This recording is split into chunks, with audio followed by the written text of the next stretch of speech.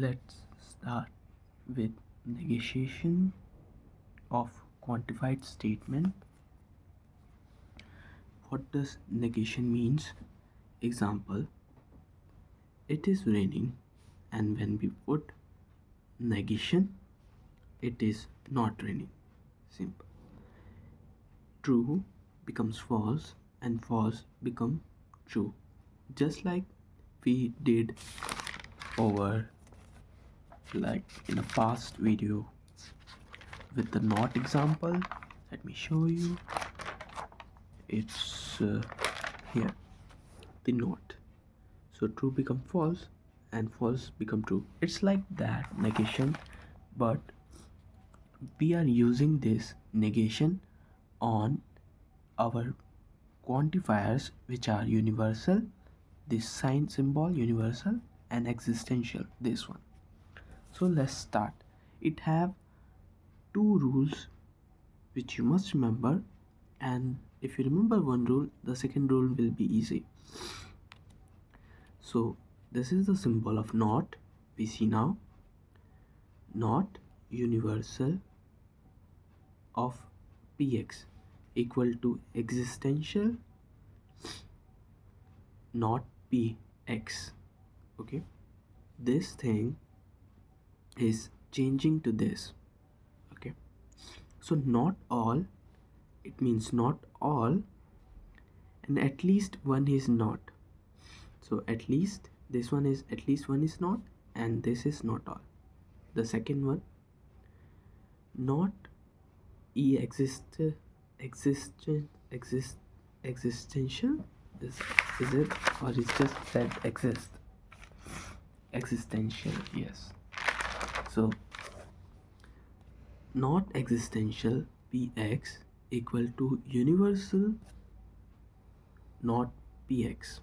Okay, there doesn't not exist, this one there does not exist, and everyone is not, this one means everyone is not. So let's see important notes. When you negate, so when we negate this thing, when we negate, the existential one become the universal one, and we negate the universal one, then it's became existential. So universal change to existential means this is our universal, it's goes to change existential, and where existential change to universal, existential change to universal, the statement inside also becomes negative. So if the statement is positive, it's become negative. Real life examples, let's check out. Let px, x is present in class. Okay, so like real class, x is present in class, and universal x px, everyone is present. So everyone in the class is present, universal, which means universal means for all, everyone, right? And what, when we done the negation to the universal, it likes this, negate universal x px. So existential x negate px, so it's become there is at least one student who is not present. So it's become this thing, there is at least one student who is not present. And what was the statement? Everyone is present. But when we change the universal, then there is one student who is not present or absent.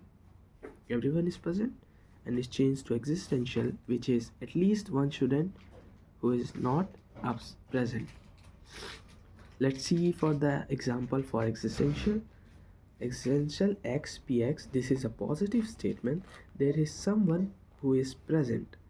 Okay, so there is someone in the class who is present. When we negate this, negate existential px, it's changed to universal x negate px, and the statement becomes everyone is not present. See, so we just flip the universal into everyone is not present, and here there is at least one student who is not present in the class. Here everyone is not present in the class when we negate the existential. Let's see with the max examples with the numbers. So let px, x is even and the domain is integer. So universal x of px, all number integer, all numbers are in all integers are even. So is all numbers are even? No, false. How? 2, suppose we have a set of number which is 2, 3, 4, 6, 8, but if you see that 3 is, let me write it so it will be all visible. Here is a set 2, 3, 4, 6, 8, and if you can see this, the 3 is in this all series of numbers, the 3 is odd number, so it makes it false, right? That all numbers are here are not even. There is one which is exist, which is false, odd, right? So that's why it's false. If we negate this, existential x not px, there is exist an integer that is not even, right? When we negate this, then it's true, right? There exists one which is odd, so that's why it's true. X equals to 2. Let's see with the, we see the now the universal, not see the existential. And remember this, the universal, when we negate the universal, it changes into existential. Okay, so let's see the existential one, and we will negate into it to the universal. So existential x px, there exists an even integer, there exists an even integer, it's true, right? In this set there's at least one exist even, yes, there exist 4, so yeah, there at least even exists, so it's true. But I can see there are many even integers. But if even in this set one like this, like 1, let's suppose we have 1, 3, 6 and 7, so this is a set. So if this is even number and these 3 are odd numbers, this statement will also true. But if the 6 will not exist, then this will become false. There exists an even integer, false, because if 6 is not there, all 3 numbers are odd, so you get this point. So let's negate this statement. All universal x not p, all integers are not even, so that is false because we have odd numbers there too. Okay, exist an even integer, true, and all integers are not even, that becomes false because there are odd numbers. Let's see why all integers are not even, not even. So okay, the music started. Okay, it's good. So it's not music but it's fair, so let's respect it. Means I should respect it, you does, of course. So here's some practice things you can try by saying this. Okay, I'm just holding this, you can see example and try this. So all numbers are positive, here's a question and you can practice this, and I will show the answer right now. So with this, like it will be same like this, prototype, or what can we, so a sample, like it should be like this. So 3, 2, 1. Here the solution. Universal x px, all numbers are positive. Negation, if we do the negation of this, existential x not px, there exists a negative number. Or actually, I make a grammar mistake a lot because my English is not actually strong. I make grammar mistake, but continue with somehow. So there exists a negative number, which is true. All numbers are positive.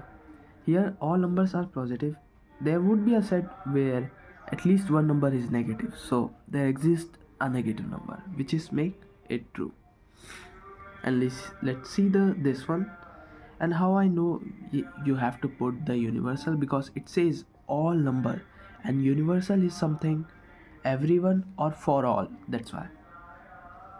And the second question, which is existential x of px. So there exists the statement we have.